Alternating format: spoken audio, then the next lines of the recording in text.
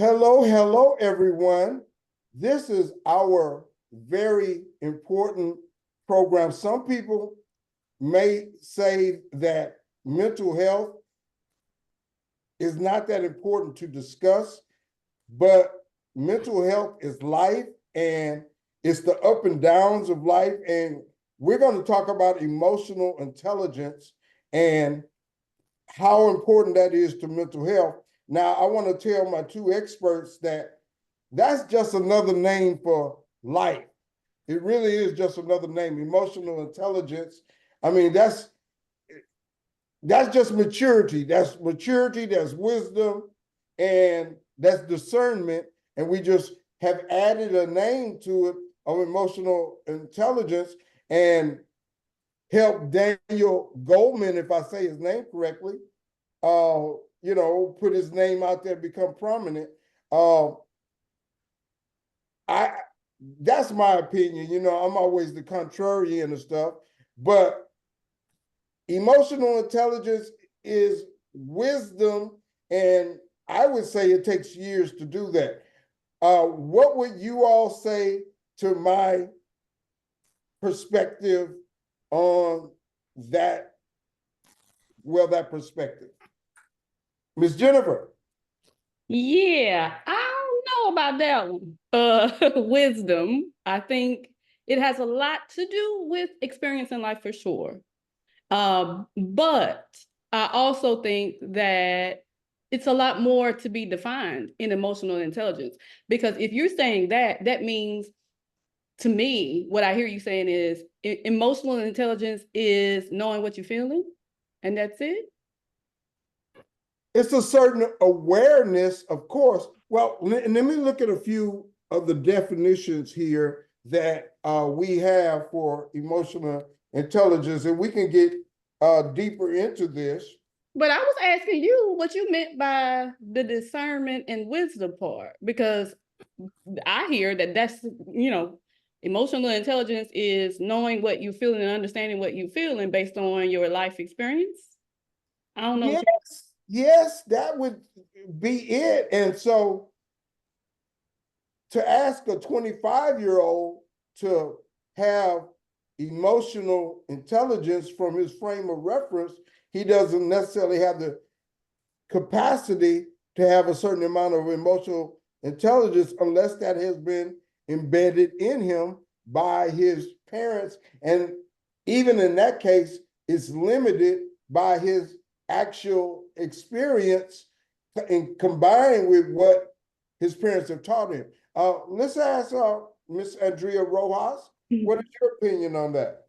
Yeah, I agree with both of you in that emotional intelligence is something that we learn and it's a lifelong experience. We keep learning as we age and we get older.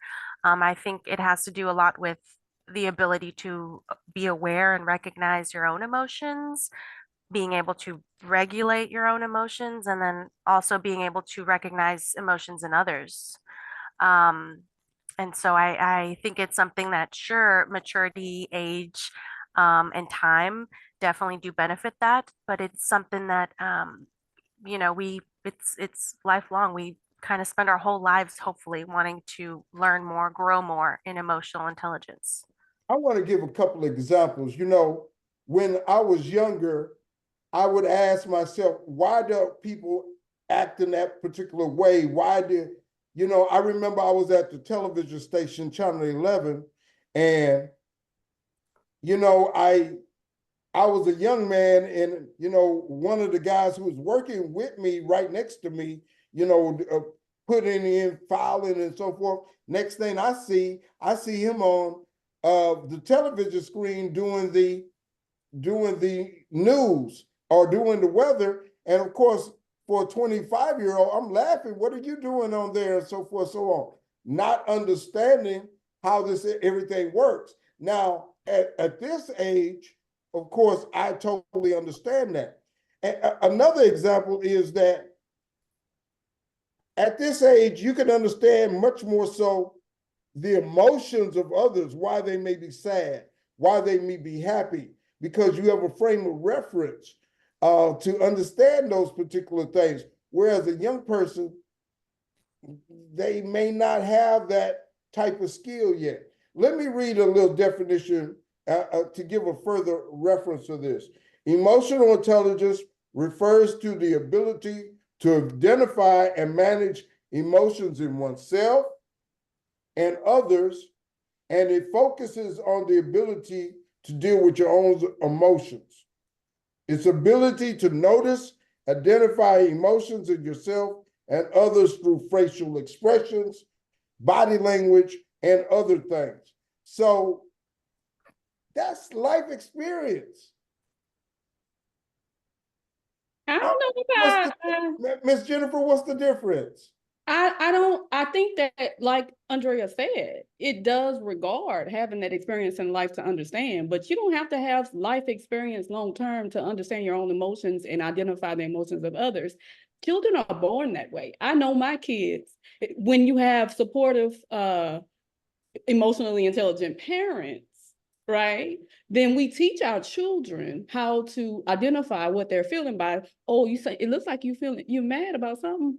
What's going on? What are you feeling? And then supporting them with understanding and identifying that. So then they automatically, I know my children automatically know if I'm feeling something immediately because they know my normal everyday behavior. So no, it doesn't necessarily only regard a life experience. It has a lot to do with how we were brought up in life, right? Like how our parents taught us to manage emotions. And I'm gonna be real about that. A lot of our parents are not and were not emotionally intelligent.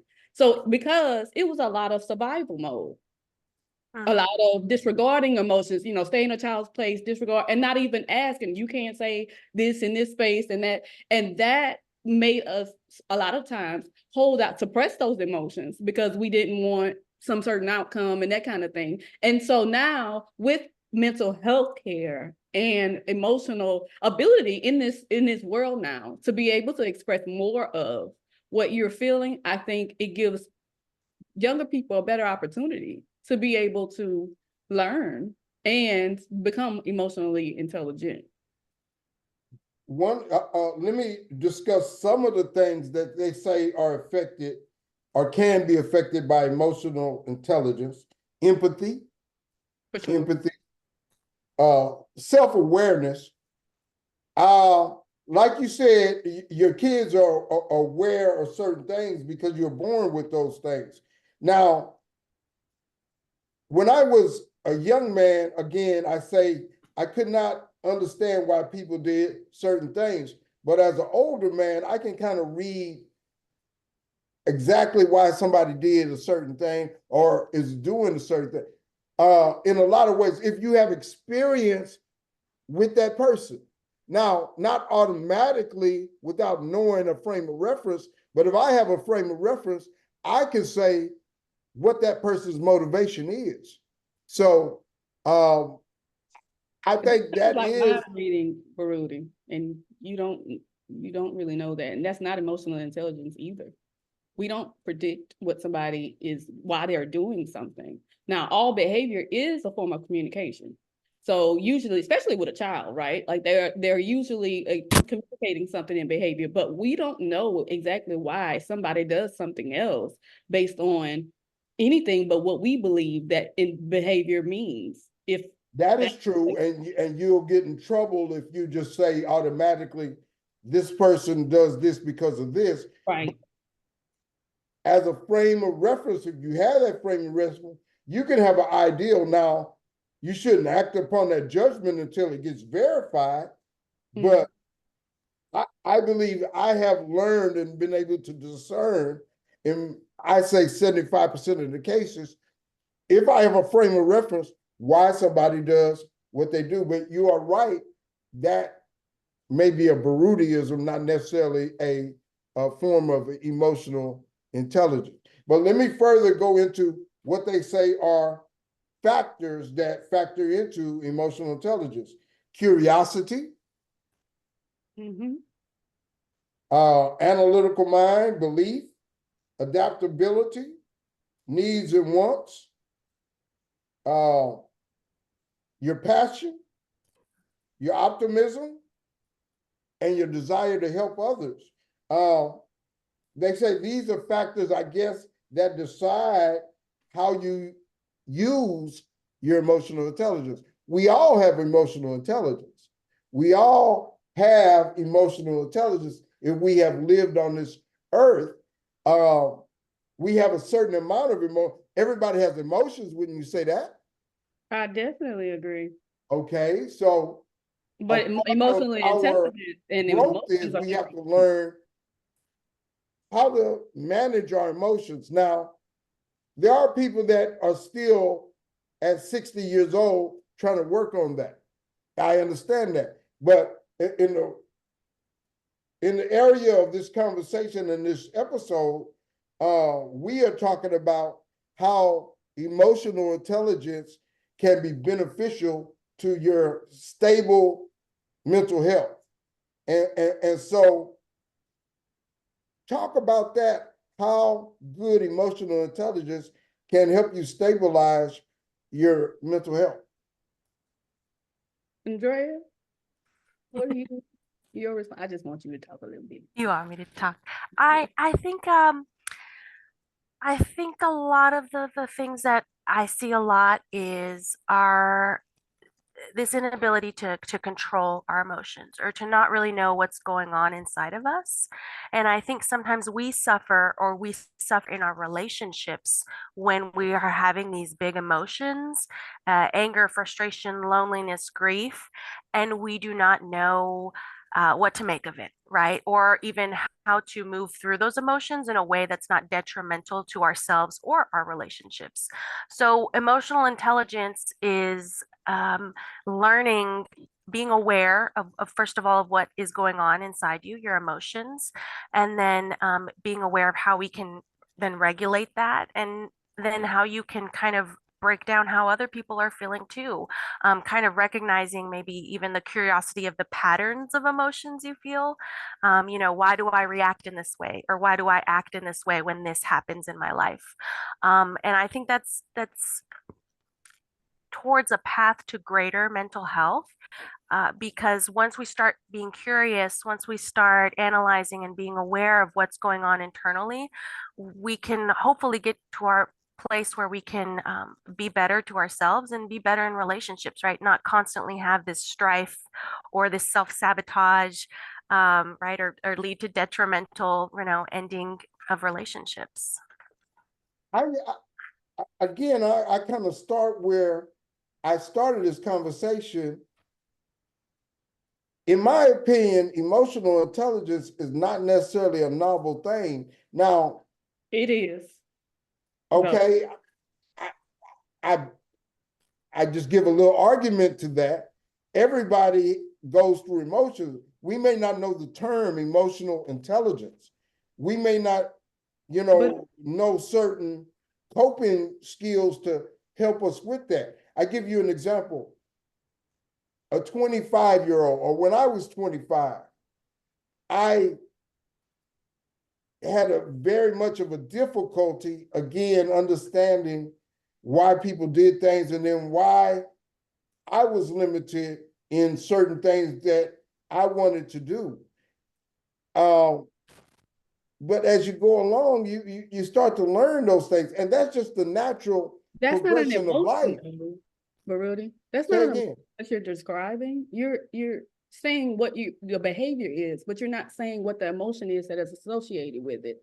And emotional intelligence helps you identify what's going on with you emotionally, because then that drives behavior. And then also, we tend to, in this world, reason with emotions, and emotions are not reasonable. There are no facts with emotions. When you feel them, it's indicators that it's time to find out what the facts are and then choose what your behaviors are. But a lot of the times in this world, people don't do that. And that's why they're not emotionally intelligent. They don't Let recognize me what interject this. Huh?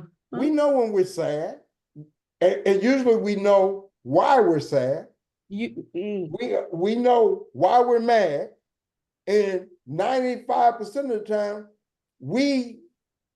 now there may be a difference. Now, as a teacher, I've seen situations where a student was mad and they were telling me it was one thing when it's another. That was actually the reason. So is this kind of what you're talking about, getting at the real bottom line?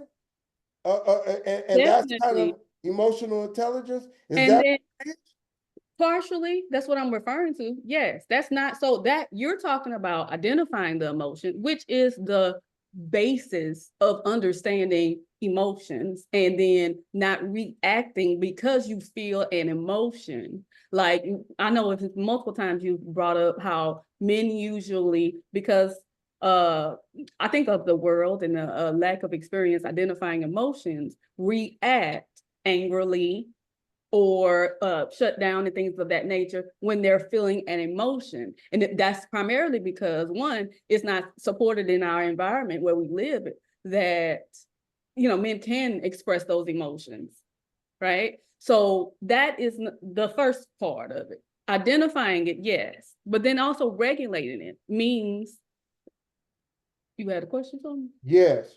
Uh-huh. Do you find men have more difficulty being honest about emotions, or do women have a greater difficulty, or is there any gender distinction across the board? If we're referring to, because you said being honest about emotions, I think we all, depending on our upbringing and our experience in life, have different levels of ability to identify them first. But men do have less experience, in my recognition, and also educational background with developing emotional intelligence because of the like society and the expectations and those types of things. Are you saying men are dumber or less aware? No, not at all. Emotional intelligence and intelligence are two different things. So being able to identify your emotions and then regulate them, and then being able to identify and choose how you respond to other people's emotions. And that is not necessarily something that we all have. And the majority of our society are not emotionally intelligent, are not, because they react to the emotion, not necessarily identifying what it is that they're feeling, and then not being able to communicate or know how to regulate that feeling. I just say again, I've seen lack of emotional honesty in youngsters, and and some adults that refuse to be honest about events that are happening or different things. But across the board, it's a part of our growth of life. Either you grow in this particular way or you get really left behind. So I just don't see it as a super novel thing. It sounds very good. And again, Mr. Goldman, he's profited, and he's really made a name for himself on this. But I see it just as a part of life. Let me go ahead. So the things that happen out of anger in life, the crimes, you don't think that that has anything to do with emotional intelligence? I mean, it's just another word for, are you mature enough to understand you don't really want to deal with the consequences, even though you have this emotion and you want to go steal this money or do this particular thing, and you think you can get away with it, and is it worth it? And But that's not impulsivity, is what you're saying. That's the opposite of impulsivity, which regards you being able to identify what it is that you're feeling, to be able to think about all that, all the options. That's regulating the emotion. Because usually somebody is stressed if they commit some type of crime, like of what you're saying, robbing a bank or something like that, right? They're stressed, they're having financial difficulties, it may be other stresses around them, expectations of other people, and all that going on. And so because of that, then they react because they reason with an emotion. And then there is consequences to it because they didn't think about it because they don't understand what they're feeling or how to manage it. You can't regulate it if you're reacting to an emotion, if you are emotional reasoning. There is no reason with an emotion. Again. What I know is, of course, you have to be able to deal with your emotions. You can't just cry and be so upset that you cannot function. And that I know, but again, I'm just saying, a part of life is embedded in us to learn these particular things. Now, we are not, if we don't go along this natural course, then there may be a disability involved. That's my thing. Miss Andrea, what do you think about my issues and problems and my perspective on this issue? Oh, we can't hear you. You're on mute. Is that better? Is that better? There you go. Yeah. I think what I hear you saying is that there's emotions, I guess what you're saying is like we've known that all along, right? But We all have emotions. Yeah. right. We And all we have experience to emotions. adjust to them.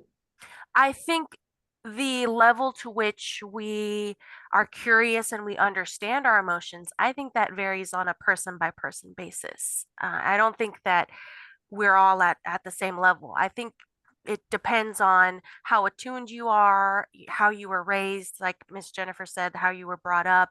But I do think there's something to be said about how dysregulated we are in society, how untuned, how we are not attuned to our emotions. For example, road rage has been something that's picked up in the last years, and we always hear about that on the news. Road rage is a really good example of not being emotionally intelligent, attuned to what's going on internally, and reacting in such a way that causes threat or harm to others. And so, yeah, I think that there's lots of things that we're seeing now in society that we're seeing a lot of emotional dysregulation. And, there's a lot of reason to use emotional intelligence to teach and learn emotional intelligence in our society, because as we see the reactions, the effects of that are pretty great on our society. Very much so. And emotions, emotions are a funny thing, and they can be different for different people depending upon circumstances and experience. Very much. Give you an example. For one person, a person beats them at a game, they can't handle that, they go crazy. Another person beats them at the same game and they are okay with it. And that depends upon how they feel about that first person that beat them in the game, that person is not supposed to beat them and they can't handle that in that particular way. Same thing with relationships. Somebody turn you down that you think supposed to, adhere to you. You may act a certain way. You might start cursing them out or something. Now, an emotionally intelligent person is not going to do that. But a person that is not mature might do that because they feel that they're entitled. And even with let's say the school shootings or the things where somebody acts out in a way that they're so frustrated, they're so upset that they got to lash out at the world. Now, most of those people, especially with the school shootings and the mass shootings, have been white males in between 20 and let's say 40. And from what I understand, it looks like they have felt a sense of entitlement, but things weren't going their particular way. Can emotional intelligence or lack thereof explain things like that? What do you say, Ms. Andrea? I think that first of all, school shootings are a terrible national catastrophe that we see in the United States quite too often. But I will But they're say, not in other countries per se. It's a United States thing. sure, but I will say that I don't think emotional intelligence is the only thing that um, perhaps is lacking in the perpetrators. I think in a lot of these cases, there's mental health diagnoses and treatment that is not being provided for the perpetrators, or better yet, they don't have access to that level of care. I would tend to say they pretty much, if they're cognizant and still acting in their way, they don't want treatment. Now, most of these people that are participating in this, you know, they have some family capacity to be able to help them, but in many instances, especially in this last case, where the dad gave the son the gun for his birthday, he was part of the problem. Now, how can a child have an emotionally intelligent mind in an environment like that? I'm sorry, go ahead. No, you're good. You're good. I think that's kind of the point that Miss Jennifer Kane brought up earlier. It's how we raise our kids. It's how we are brought up, how our kids are brought up, right? The environment in which we raise them, where we begin teaching them some of these skills for emotional regulation. Kids are really good at picking up what they see, right? So if the behaviors, if the actions in the home are teaching them how to emotionally regulate, then that's what the kid will pick up on. That's what your children will pick up on. It's very important to not only be aware of it for yourself, but be aware of it for your kids, because that's essentially what you're teaching them on a day-to-day basis. And I go back to this. It depends upon whether the person is open to being emotional growth. So they have to be open to it. Now, there are some people who would be described as narcissists that says, I'm okay, I don't need any help. It's all the other people that are wrong. And you have that too. So it's difficult when a person takes the approach that, of course, I don't need to even figure out what my issues are because it's everybody else. Myself, I'm always looking at what did I do? Did I do wrong? How could I have done that better? How can I do it better next time? How can I build upon this? So I would say I am filled with emotional and cognitive intelligence in that context, but not everybody takes that approach. So I ask this, are your clients or people you talk to receptive to that mindset of emotional intelligent growth? Sister Jennifer. Yeah, I gotta go back a little bit just because I knew you would. you know how I am, Yeah. Some concerns that I had in what you described was assumptions and about what you described about the perpetrators of the catastrophes again that happen, right, in school shootings. We don't know what people feel. And I always say that to you because we don't know. We can assume based on body language and communicating with them, but you don't know what's going on and why the entitlement statement. That's your belief about what you think that they did in regards to what's going on. That's not necessarily something that is fair to say. We do know that they committed an act. Now, I'm giving an interpretation of what a possibility is. But if you go and look at the researcher of these school shooters, 75 to 90% of them had means. They were not destitute or social economic on a low level or anything. Most of them had means. And we have seen that in communities that don't necessarily have a lot of means, they don't take that approach to do those type of things. Okay, but in regards to entitlement, that is very black and white. what you're saying, because again, we don't know. So it's important to be aware of, if you're identifying, oh, you look at someone and you say, in regards to emotional intelligence, they look like they are sad based on their facial expressions and things of that nature. That's where it needs to end, unless you have a relationship with that person and then you have to interact with them. But then that, if you are emotionally intelligent, what you would do is, okay, well, let me not bring something extra to them today because it doesn't look like they're in the capacity.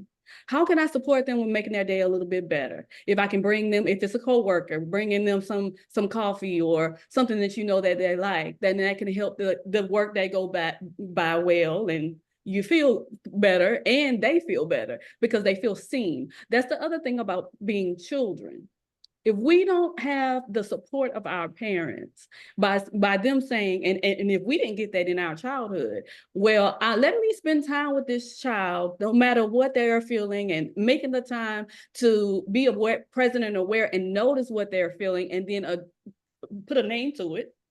You look like you're sad. What's going on? How are you feeling? What can I do to help? Kind of thing. Because a lot of parents didn't. I know in my upbringing didn't happen as it should, I think. So if we're not doing that teaches the child that then, okay, nobody pays attention, nobody cares. Then now they're reacting to those emotions because they don't understand what they are feeling, why it is not supported, and then it carries throughout adulthood when they think other people don't care or other people aren't invested in them enough.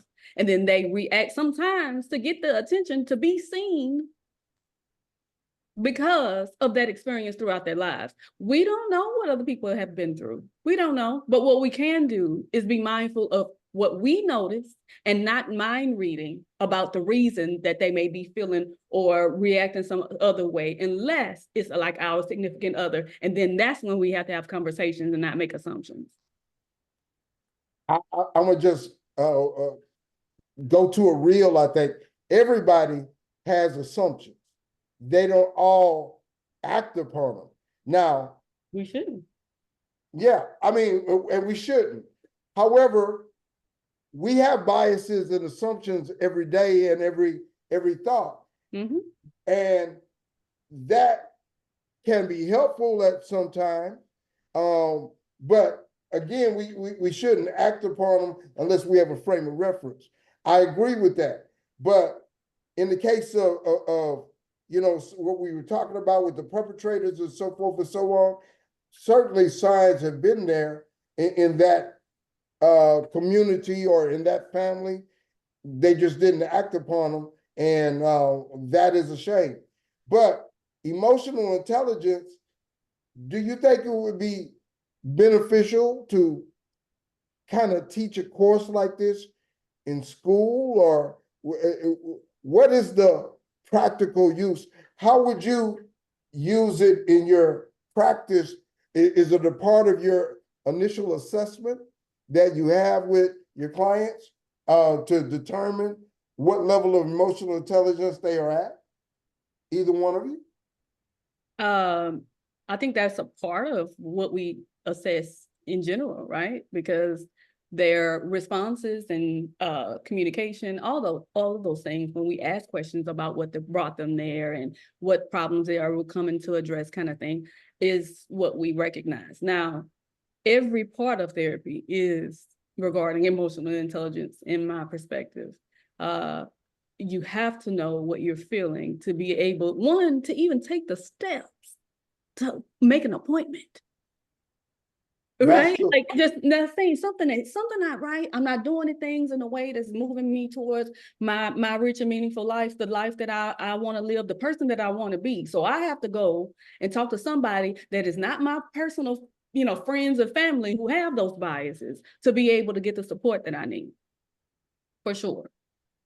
Understood. It takes, and I believe we're saying the same thing, it takes a certain amount of maturity, emotional intelligence to be able to reach out. Yes, I just don't couple the word. You say maturity, and I don't think that those are the same at all. You can be mature and not emotionally intelligent. It's not. Can you share that difference, please? Maturity is experience, just like wisdom would be, right? You learn, you living and learning, but not everybody is mature just because they're older. Emotional intelligence. And I don't think I was saying that. I just think you have to have that to have maturity. You have to have years of experience and go through certain things. You know, as I said, as a young man, I was wondering why, and then I was, you know, I couldn't even speak or function in a way because I was so had so much self-doubt, so much you know, self problem with myself that it hindered me from really achieving the things I needed to try to achieve. While at this age, much older, you learn not to worry about the possibilities of what other people are saying. And you realize that other people got just as many problems as you got, and they are no greater and more special. But it takes a while to come to that understanding and discernment. Andrea, what is the difference between maturity and emotional intelligence, given the context of what I was just saying? You're on mute again. You're on mute. Sorry about that. Thank you. I'm kind of on board with Miss Kane on this one. I think maturity speaks to life years, you know, how we grow up and what we experience. I think emotional intelligence is something that not everyone has it. And even then, it's something that you can constantly grow. You know, the part of our brain that even, you know, processes emotions doesn't really get developed until well on into later years of your life in your 20s. And so your emotional intelligence can only grow from then on out. I think, you know, people in their 40s, 50s, and 60s can still have a lot of growth in emotional intelligence. I think it's something that you can challenge yourself to every day. And it's not just, I get to this point and then I'm done. You know, it takes a lot of work being curious, aware, and expanding that. Understood. This has been a very interesting conversation. I know I probably, from y'all's perspective, I'm a bad guy because I'm saying emotional intelligence is not that big of a deal. But I've heard so much about it in the context of, I guess, therapy and people talking about the mind, that is something that we need to be aware of. We need to be aware of. Is Donald Trump emotionally intelligent? I don't talk about politics, sir. And let me tell you why. I'm gonna tell you why in regards to my emotional intelligence. All right. Okay. I know my response to certain things regarding political conversations will change my perception of other people. It will cause me to have physical responses, like a stress response, an anxious one, because I'm uncomfortable. And I saw that when I first mentioned the name, your whole being changed. Yeah. So I understand that. But it's still a question that, you know, a lot of commentators and political people are asking. And there would be people to say he's not emotionally intelligent. However, my point is that he's gotten all the way to this top of the world spot, as well as the United States. Ma'am? The United States, not the world. Well, you know, I know what you mean, but free world and so forth. But you understand what I'm saying. I'm just giving a context. I know. And I would tell you this, that emotional intelligence is different for different people. For instance, a young Black man couldn't do or rise to the level that Donald Trump might do, and he has to have a different way that he goes about things because people have a different reaction to him. I mean, I'm trying to think of an example. I get what you're saying, but Yeah. that's not emotional intelligence. What you're referring to, right? No, I don't think Donald Trump is emotionally intelligent, based on certain behaviors and responses to that. It's very much so obvious, and I think you knew that when you said it, or asked me that. And it's very much so clear of a lack of emotional intelligence and what that looks like. But what you're regarding as far as stature or abilities to get to certain places in the United States, but based on, situational things or racial things, whatever else, has nothing to do with emotional intelligence to me in regards to being able to get there. It's the world and their perception of those types of individuals. It does have to do with your understanding of why you might be limited in a certain instance. But What emotion would that be then that you're referring to? awareness of, That's let not me see if I can explain it like this. Okay, you want to, I'm just saying that you cannot do certain things as a black man that you might could do as another person of another race.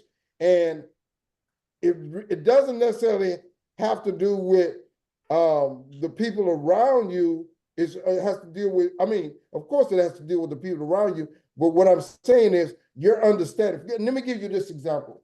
Trayvon Martin was 17 years old. His emotional intelligence telling him at first there's no danger. I'm just going to the store. I'm just getting my Skittles and my drink, and there's no issue, no problem, no anything else.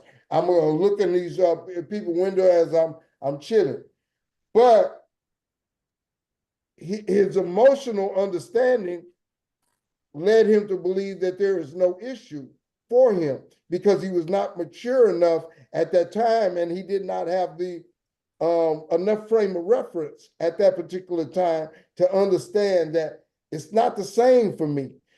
Whereas another young man may not have came under what they perceived as a threat, and they treated him in that context. You understand where I'm going with this? I get what you're trying to say, but it's still not emotional intelligence. Him going to His lack of emotional intelligence was the issue.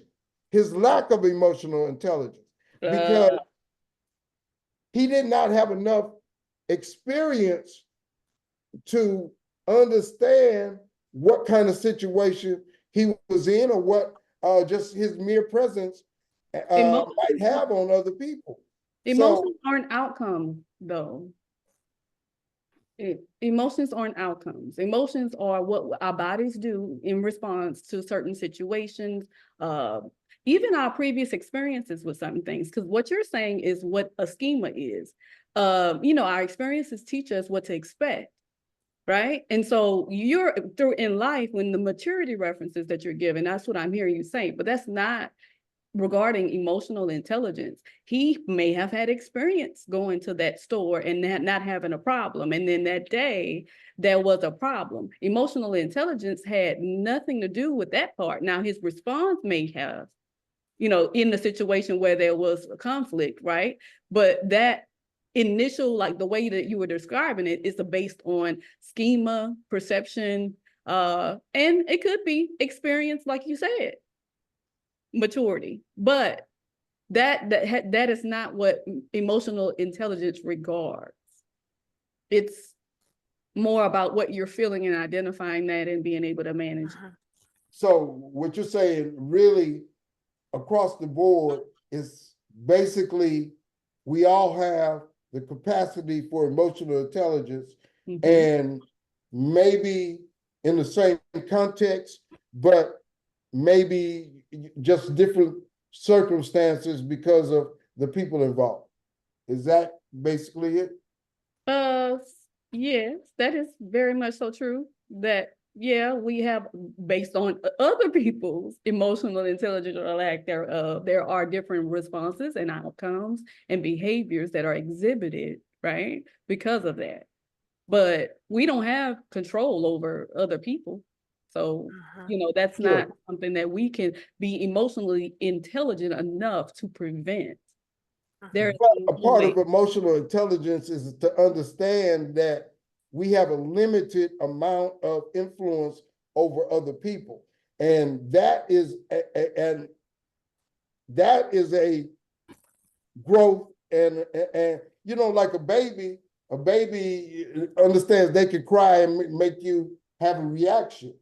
But as you get older, 6, 7, you can do a little bit, you can get a little bit less um, movement because of you crying and so forth. And as you get a little older, even older, you get less crying. Matter of fact, you might get a whooping at 15 for doing extra crying out, just because, just trying to get your way. So you understand that, okay, I can't just get my way by, being emotional and trying to cause a reaction. And it takes a maturity, and that's across the board. At your job, at school, you have to learn that amount of, hey, I can't. If I do this, I'm not going to get the reaction I want. I might have these feelings that I want this or that or the other, But a but lot of the we times, but really, we don't, if you don't identify the emotion, you can't even consider those things. And that's what I keep saying about it. You don't, if you know, I personally, I recently had a moment of emotional unintelligence, I guess, a while. And I wouldn't say it's significantly that, but it's the hustle and bustle of life and expectation that we have due to our roles, me being a therapist and those other things. One of my close friends had a traumatic incident happen to her. I was trying to support her in that, and it just disregarding my own emotions. I was trying to support her, and then I ended up becoming stressed and not knowing it until I had back problems and my back started hurting. My body stress response, I'm responding in this whole time. It triggered some reminders and some previous experiences and traumatic events for me, like they came back up, which I'm thinking I'm over it, right? And I disregarded it. And then now I'm having difficulties, you just managing every day because my cortisol hormone is all over, the stress hormone, all running all over my body. It's affecting my focus, my breathing, my body's pain tolerance, all of those things, because I expected myself to be able to help her and disregarded my own experience. And when I noticed it, I noticed my back hurting. I was like, oh, wait, so then I said, okay, let me sit back and check in with myself. What's going on? And that's how I'm able to say, one, sit here in front of you today. Two, to say, okay, this is what contributed to that emotion. And it's valid. Everything that I felt is valid. I felt a multitude of them. It's not just one thing at one time that we feel either. We have to really be aware that some emotions can contribute to other ones. We can be happy and sad at the same time, all those things. And then taking the time to really check in with ourselves. What's contributing to what I'm feeling?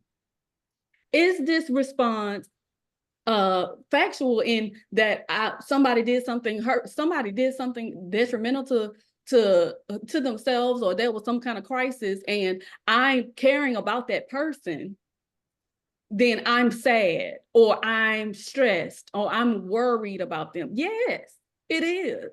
So for me to just disregard that, thinking that I'm just a superwoman in my mind, superwoman therapist, and I can help them fix that, and then not care for myself, is what contributed to all the other symptoms that I experienced. That's what I was emotional just going to intelligence ask, are. so given that you went through this uh, process, how could you best have adapted, changed, and had good emotional intelligence experience and still help your friend? Well, the first part of it is allowing myself to feel, I think. I was just expecting, because of my role, that I knew how to handle it. And regardless to whatever my role is, I'm human first. And so I need to allow myself to be sad if that's what I am, and all those other things. But I have children, a husband, a business to run, all these other things. I'm thinking, oh, I got to do all this. I got to focus on that it got in the way of me just taking a moment to be mindful and aware of what I needed. If I notice that my heart rate increases, or I'm more irritable, or I'm having blood sugar difficulties because I'm diabetic, then something's wrong. I need to take a step back and say, hey, self, what's going on? What am I feeling? What do I need? What physical sensations am I having that are contributing to that? So then once I identify it, I can manage it by making sure I'm taking care of those things, and then I'll be able to get through it. So would you say the most important quality in emotional intelligence is self-awareness? I wouldn't say the most, but it is very important for sure. Yeah. Miss Andrea, would you like to share some experiences that you vicariously have seen or personally participated in that show emotional intelligence that you would like to share? Yeah, I think something I see a lot, and it's even happened with me, is how we express anger and frustration. And I think a lot of times we react in angry ways with our partners, with our families, with our kids, even with strangers in public. And a lot of what we talk about in counseling is that anger is sometimes a second emotion, as in, usually there's sadness or hurt, something else going on underneath.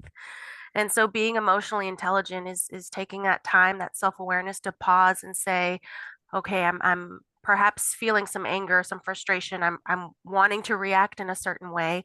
What is going on a level deeper that is maybe feeding some of this frustration? What am I perhaps hurt about or upset with or frustrated with that is fueling some of this emotion? And kind of recognizing that in yourself, I think that's a big piece that of emotional intelligence that we could all use some work with, myself included. I would say, from what I'm hearing, self-awareness is one of the most important things, but that's across the board. You have, as you grow and mature, you have to recognize things that are important and can have an effect upon your life or other people's life. That's basically self-awareness. And so I would almost put that in synonymous with emotional intelligence.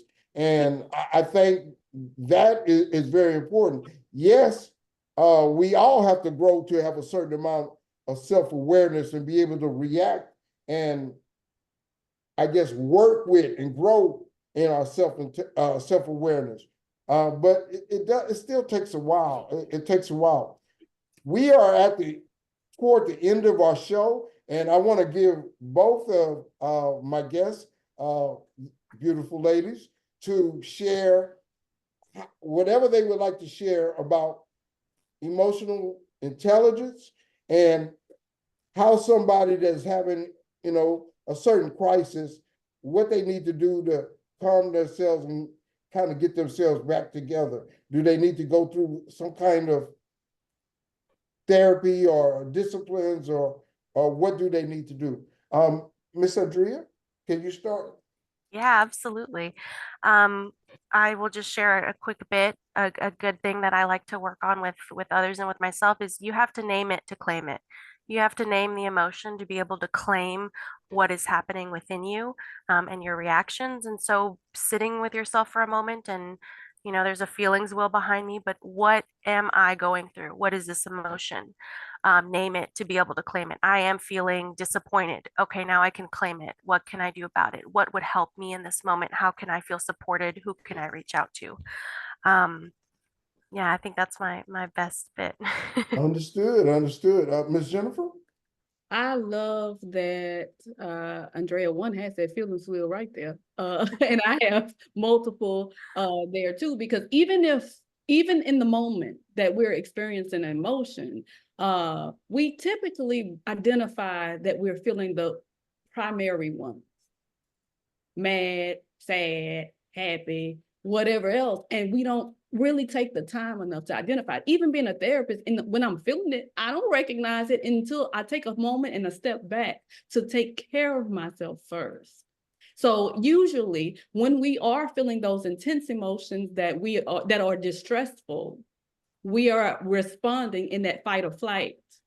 And we have to make sure that we are aware of our body's warning signs to help us identify that we're feeling that, so that we can take some steps to take care of ourselves. I say that multiple times, but if we are in this society, how we're taught just to kind of stuff it and keep moving forward because we got to get stuff done, we don't have the room and space to be able to do that, or we think we don't.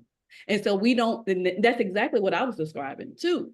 I felt like I had to get all these different things done because of my roles and my expectation for myself. And so I sat back and my body said, hey, stop, with my back hurting. And I know that's typically never a problem. Then I had to say, okay, wait, let me stop and check.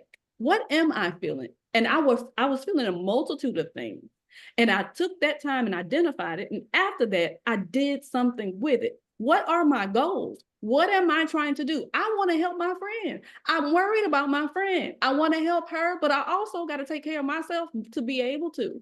And I had to recognize that. And then starting with taking care of myself, included making sure I was eating and drinking enough water, making sure I was consuming the healthier foods that was going to give me the energy to get what I need to get done and what I want to get done to feel good.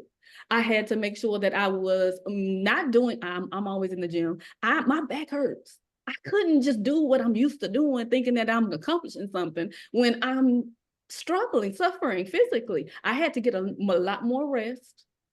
I had to make sure that I communicated and I had some boundaries. I had to do all of those things to be able to recover and also be here today to be able to talk to you about it. And that took some time to just allow myself to feel it. Like Andrea said, to sit with it a little bit. Because what we typically do is try to stop it. Yes. And the emotions are telling us something. It's something that it's telling us, and it's not a negative thing. But we have to take the time enough to recognize that we're feeling it, then identify. When we identify it, then find out what it's telling. Do a little research. Be kind of curious. It's okay. Find out what it is that's contributing to that, so that we can manage it. And again, when I did that, I'm on the road to recovery. And if I didn't do that, it got to the point where I was having physical symptoms. And so that's what we have to be aware of and mindful of. And that mindfulness is most important. And that's what we teach in therapy primarily. Just being aware, noticing and choosing. What I'm hearing is self-awareness is key. What are some things that a person can draw on to have a good self-awareness and not basically be blinded to actually what's going on? Noticing your physical sensations, like I said earlier. My body told me. My responses to certain things. Usually when we are feeling an intense emotion or something like that, then we have focusing difficulties or lack of energy. Why? Because certain emotions like anger and anxiety give us more energy to get up and do something about it. But if we are carrying that all day, it drains us. It takes away the energy to do the things that we're able to do or we want to do, usually because our body is responding in that fight or flight, trying to protect us from some threat, fear, or whatever else. So then if you notice that you're tired, you're sleeping, but you're not sleeping good. That was another thing that I was dealing with. Like my sleep, I was just doing mindless things like shopping on the phone and stuff in the middle of the night. And I'm like, well, wait a minute. And I kept doing it. And I was like, wait a minute. And then I'm tired in the morning. I had to notice stop and notice, like, okay, these are not my normal, patterns or responses to things. I can't relax. I can't, this. And then I had to figure out, okay, it's time to sit, have several seats, and take care of myself. It's those things. There are warning signs. Our bodies tell us it's when there is something going on. We have to be aware. And that's a part of emotional intelligence as well, right? How about sixth sense? Intuition, is that a part of it also? You have a certain amount of intuition. Do we count that as an emotional part of our growth or intelligence? Intuition, I guess, could be wrong, though. No, I think intuition is important. I don't think that and emotional intelligence has any correlation, though. Okay, understood. Yeah, I do believe that we should trust our intuitions in certain, because our gut tells us something's not right and we're not comfortable. That is a form of intuition that would say, then maybe I should not do that. But I don't believe that that is emotional intelligence. Okay. Well, what I have gotten is you got to be self-aware, and then you got to be totally honest with yourself. And there are people that lie to themselves and will tell another story than is the reality, but maybe it's their reality, but it's not the common reality that is in this particular situation. I go back to Donald Trump. Of course, now, do we think he really believes he won the debate, or is he just saying that? So you have to have a certain amount of self-awareness as well as honesty about your situation. And so self-awareness and emotional intelligence, I believe, are akin. There are other parts too, but I think that's the main part for what I'm hearing, from what I'm hearing. Okay, I don't know about the honesty part, but I get what you're saying in regards to that, but I don't think that those are related in that way. I mean, just being able to recognize it and take time enough to sit with it and understand what it is and not invalidating it. That's the thing that we do that gets us in the spaces where we have those unhelpful responses or reactions to things, is because we invalidate it. I shouldn't be feeling this way. I don't want to be this. I don't want to, instead of checking in to see what's contributing to it, doing the investigative work, we are actually just sitting there, just judging ourselves. And then that causes other emotions. And that's what it's called in acceptance and commitment therapy, dirty discomfort. So you are stuck in judging yourself and your emotions that you can't move towards managing it or have conversations with other people that may have contributed to those interpretations or get an understanding. We can't do any of that because we don't allow ourselves to feel it. Just like I didn't allow myself to feel it because I expected myself to be able to carry some role out that I didn't stop and I didn't slow down enough to say, this is sad overall and it is impacting me. And I am, sad about it. And it is okay to be, because I was too busy trying to protect and help other people. So understood. that's what I'm saying. Very much understood. Emotional intelligence, for me, it's still an area where, because I think I'm already emotional intelligent, from what I'm all hearing and things, but I want to investigate a lot more so I'm just beginning this context of understanding, because I've heard this term many times before. As a teacher, sometimes they talked about emotional intelligence. So I'm gonna investigate more, and maybe we can have another episode on it. But I would like to talk about this definition, this last definition. Emotional intelligence is the ability to perceive, interpret, demonstrate, control, evaluate, and use emotions to communicate with and relate to others effectively and constructively. I like that definition. But basically, that's life. That's life. You have to to be able to grow, compete, and participate in the world. These are things to be effective. This is what you have to learn. If you don't learn how to communicate effectively, you are losing out on a lot of things that you can grow to do and become. So I like that definition though, and that's what I use to talk about emotional intelligence. Again, this is our 9th episode of Minding Our Mental Wellness. I appreciate it. Before you came in, I talked to Miss Andrea about the possibility of our next episode, Okay. and we suggested how to move past generational trauma for the sake of growing families. I love that. And I think it goes along with emotional intelligence too. Did I get that right, Miss Andrea? Yes, yes. Okay. Well, I like that. Possibly October 6th, but I'll talk to you all later about that particular date or other dates. But this has been the 9th episode of Minding Our Mental Wellness, and it's a valuable thing, and there's a lot of people who have still stigma against For sure. mental health.